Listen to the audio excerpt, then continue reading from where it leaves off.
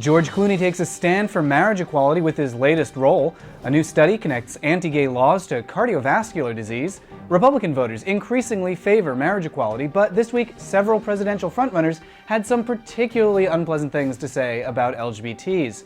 And after a year of problems, there's fresh conflict in Maryland. I'm Matt Baum with the American Foundation for Equal Rights, and welcome to Marriage News Watch for December 19th, 2011. How'd you like to be 13% healthier? A new study this week indicates that states with marriage equality have 13% fewer healthcare visits and 14% lower healthcare costs. There's a marked decrease in ailments related to high blood pressure and depression, likely the result of reduced stress. The link between marriage equality and public health is well known. The American Medical Association says, quote, "Exclusion from civil marriage contributes to health disparities," unquote. The American Psychoanalytic Association says, quote, "Anti-homosexual bias negatively affects mental health," unquote. And the American Academy of Pediatrics says that many of the health risks borne by non-heterosexual youth are primarily due to societal stigma. That exclusion, bias, and stigma can be traced back in part to political leaders who refuse to stand up for equality. This week, Mitt Romney proposed a bizarre three-tiered system to withhold marriage from LGBT families, and serial husband Newt Gingrich this week suggested that being gay is a choice. But those Republican frontrunners are increasingly out of step with their constituents and with growing factions within their own party. A New York Times survey of likely Republican caucus goers in Iowa shows 58% support legal recognition for LGBT couples.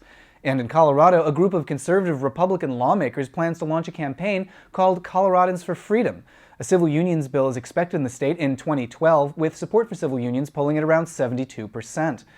Polling's a bit more mixed in Montana, where 62% support legal recognition, but only 37% support full marriage. There was a flurry of activity at state equality organizations this week. Marriage Equality USA has merged with Marriage Equality New York, and Equality California is bouncing back from widespread staff departures with a new team announced to lead public education and legislative work. There's trouble in Maryland this week, with the national organization Freedom to Marry sounding serious alarm bells about an upcoming marriage equality campaign.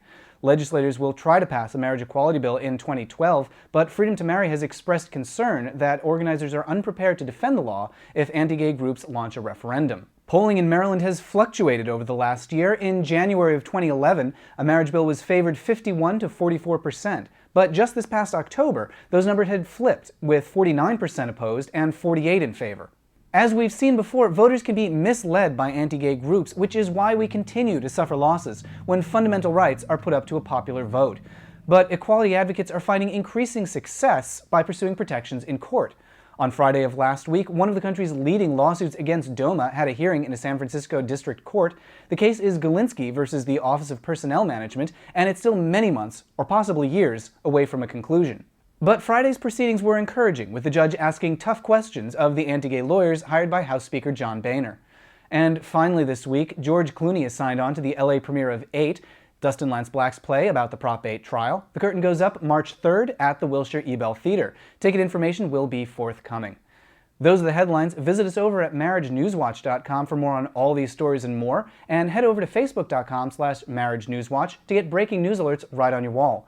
Visit AFER.org for more on the federal fight to overturn Prop 8, and we'll see you next week.